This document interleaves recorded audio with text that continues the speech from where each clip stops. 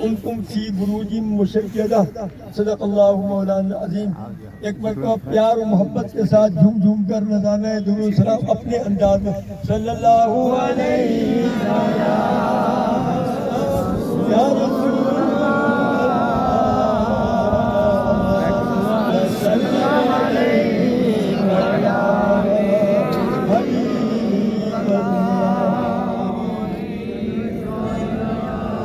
رسول اللہ وسلم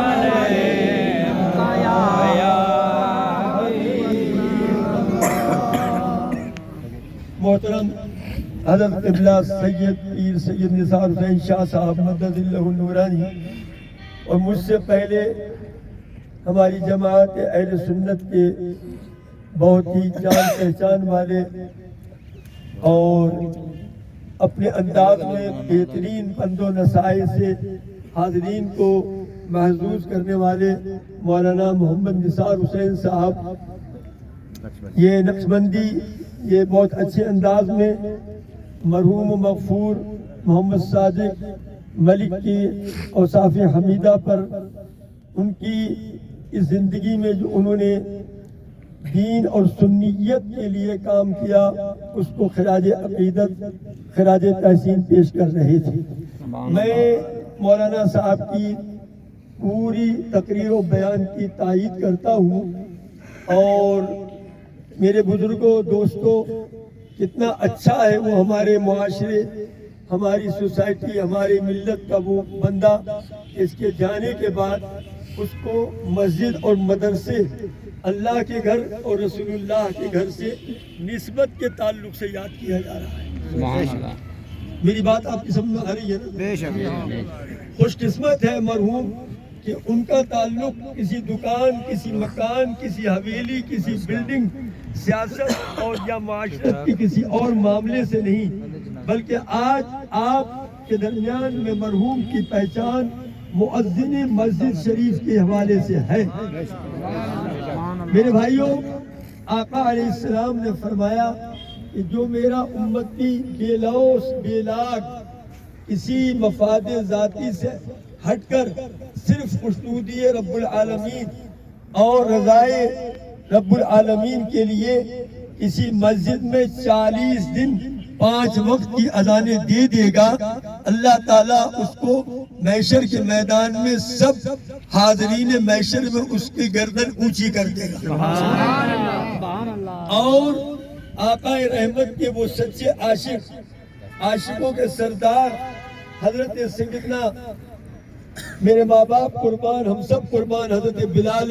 حبشی رضی اللہ تعالی عنہ، جن کو آقا رحمت نے اذان دینے کے لیے مسجد نبوی شریف میں متعین و مقرر کیا تھا، فرماتے تھے اشہدو، لیکن اللہ تعالیٰ فرماتا ہے اے میرے محبوب تمہارے پیارے عاشق بلال کا اشہدو میرے نزدیک اشہدو ہے۔ آیا خیال میں؟ اور فرمایا کہ جو مؤذن مسجد میں بے لوث بے لاگ طریقے سے رضائے الہی کے لیے اذانیں دیتا رہا ہے وہ میرے عاشق دار بلال حبشی رضی اللہ تعالیٰ عنہ کی سربراہی میں جنت میں داخل ہوگا۔ میرے بھائیوں، من بنا للہ مسجدا بنا اللہ لہ بیتا فی الجنہ او کما قال صلی اللہ تعالی علیہ وسلم، آقا رحمت فرماتے ہیں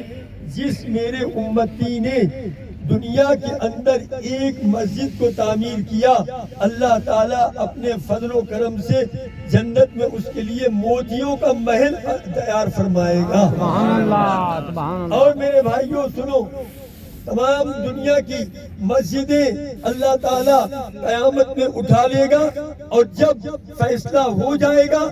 لوگ جنت میں جانے والے جنت میں چلے جائیں گے، دوزخی دوزخ میں گھس جائیں گے، پھر یہ مسجدیں دریائے رحمت میں خوبصورت کشتیاں اور اس مسجد کی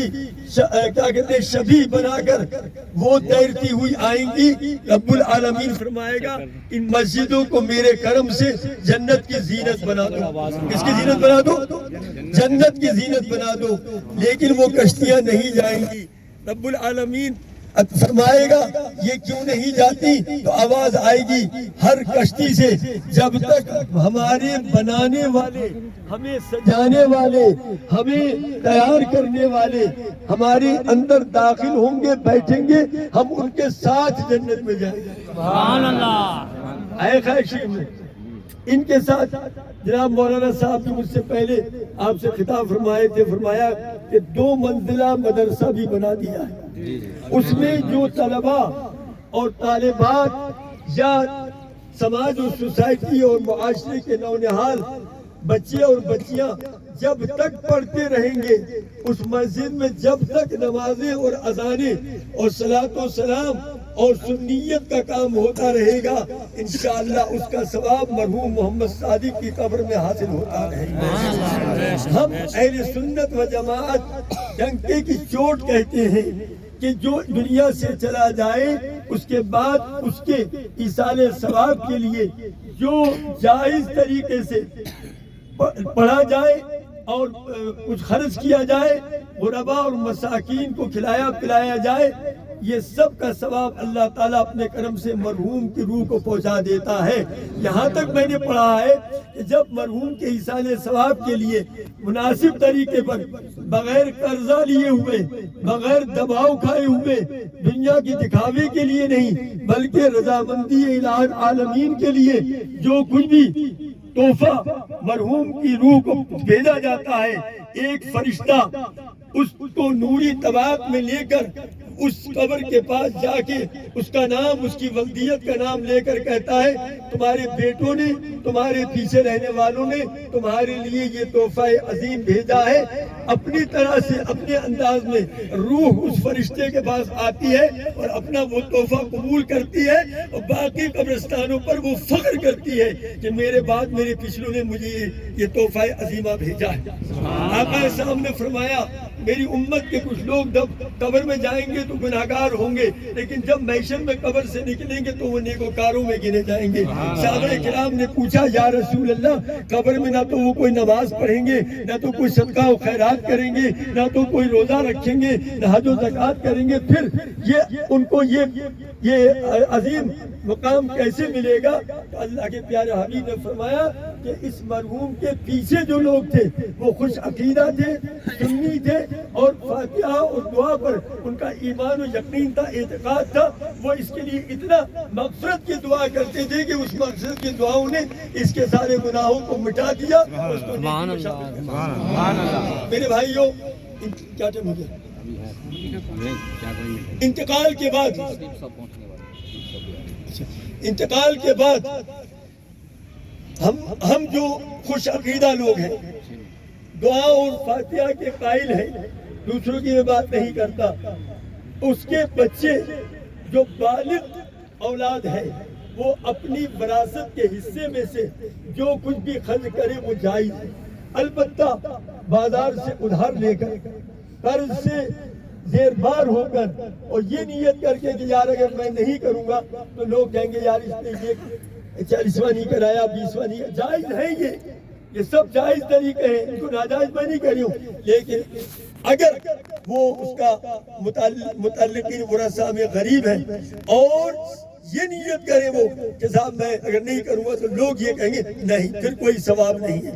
جو کام ہم کریں وہ اللہ کی رضا کے لیے کریں، آقا رحمت کے فرمان کے مطابق کریں، یہ سارے ثواب قرآن و حدیث سے ثابت ہے،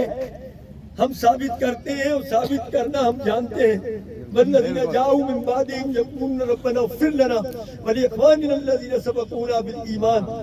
اللہ کے پیارے حبیب نے، اللہ تعالیٰ نے اپنے حبیب پاک پر جو قرآن پاک عطا فرمایا ہے، سورہ حشر کی آیت کریمہ، وہ جو ان کے بعد آئے، انتقال کرنے والوں کے بعد، وہ کہتے ہیں یا کہتے رہیں گے کہ ان کی ہماری مغفرت فرما اور ہر ہمارے اس بھائی کی مغفرت فرما جو ایمان کے ساتھ دنیا سے گیا ہے۔ میری معلومات کے مطابق مرحوم کلمہ شریف یاد کرتے ہوئے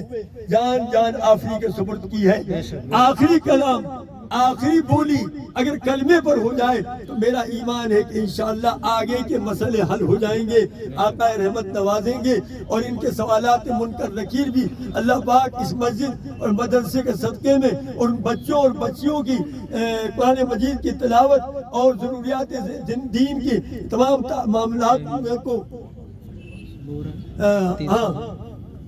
کے سلسلے میں جو وہ کر رہے ہیں اور کرتے رہے ہیں، اس کا ثواب مرحوم کی روح کو پہنچتا رہے گا۔ میں ان کی اولاد کو، ان کے والد کے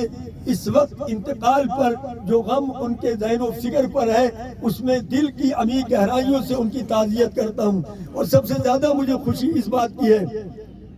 کہ انہوں نے اپنے پوتے تبریز کو دینی علم سیکھنے کے لیے، قرآن و حدیث کا علم سیکھنے کے لیے ناگور شریف حضرت قبلہ مولانا قاری عبدالوحید صاحب مدد اللہ نورانی کے ادارے فیضان اشفاق میں بھیجا ہوا ہے۔ وہ بیچارہ راستے میں ہے، یعنی کس وقت پہنچے گا، اللہ خیر سے اسے پہنچائے۔ میرا یقین ہے کہ وہ بچہ ان کے لیے آخرت میں سرمایہ شفاعت بنے گا۔ اس مدرسے اور مسجد کو آباد رکھنے والے ہمارے عزیز القدر مولانا ظفر اقبال صاحب، میں ان سے گزارش کروں گا بھری اس اجتماع میں کہ مؤذن صاحب کے چلے جانے کے بعد وہ دل برداشتہ نہ ہو، بلکہ اذان اور نماز اور باقاعدہ درس و تدریس کا سلسلہ اسی طرح سے جاری رکھے جس طرح سے مرحوم کی مرضی تھی اور جس طرح مرحوم اس میں دلچسپی رکھتے تھے۔ میں اللہ سے دعا کرتا ہوں اللہ تعالیٰ مرحوم کو کروٹ کروٹ جنت عطا فرمائے، آمین کہنا، اور مرحوم کی عاقبت کو مسعود و محمود فرمائے، مرحوم کی قبر کو اللہ جنت کی کیاری میں سے کیاری بنا دے، اللہ تعالیٰ کے پیارے حبیب کا دیدار قیامت کی ہولناکیوں و میں نصیب ہو، اور آقا رحمت کے دامن رحمت میں لپٹ کر اللہ تعالیٰ ان کو جنت الفردوس عطا فرمائے۔ ہمارے بہت سے علماء کرام یہاں موجود ہیں، اور جس میں خطیب صاحب بھی تشریف لے آئے ہوں گے، قبلہ پیر صاحب بھی ہیں، اور مولانا حضرات بھی ہیں۔ میں اسی پر اکتفا کرتے ہوئے آخر میں پھر اللہ سے دعا کرتا ہوں، آپ آمین کہیے۔ اے اللہ، جو کچھ ہم نے بیان کیا، مجھ سے قبل مولانا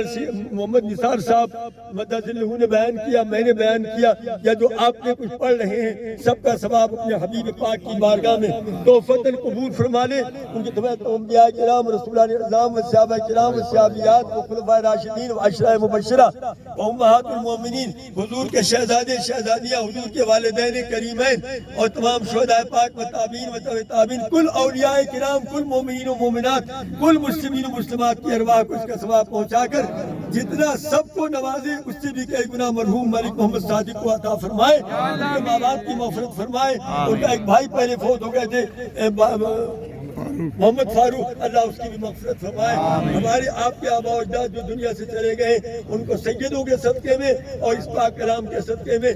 اور رجب المرجب شریف کے مقدس ماہ شریف اور صاحب معراج صلی اللہ علیہ وسلم کے صدقے میں اللہ مغفرت فرمائے، اور ہمیں آنے والے تمام مشکلات اور پریشانیوں اور صعوبتوں سے ہمیں نجات دے۔ ہماری ٹوپیاں، ہمارے مدرسے، ہمارے مساجد، ہمارے مقابر، ہمارے قبرستان، ہماری دکان، ہمارے مکان اللہ دشمنوں کے شر فتنوں سے محفوظ و محمون فرمائے۔ ربنا وتقبل دعا۔ میرے کہنے میں کوئی لفظ غلط نکل گیا، میں استغفر اللہ الذی لا الہ الا هو الحی القیوم واتوب الیہ۔ سارے پڑھیے لا الہ الا اللہ۔ صاف ہے، کوئی پانی نہیں ہے، کچھ نہیں ہے۔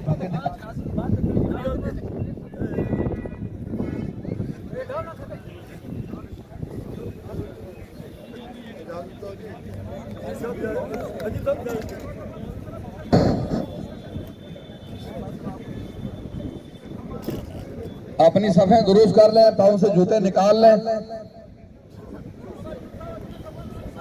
درست کر لیں، صفیں درست کر لیں، نماز ہونے جا رہی ہے، صفیں درست کر لیں۔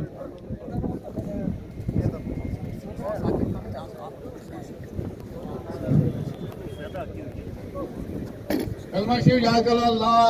الہ الا اللہ محمد رسول اللہ صلی اللہ تعالی علیہ وسلم۔ نیت کرتا ہوں میں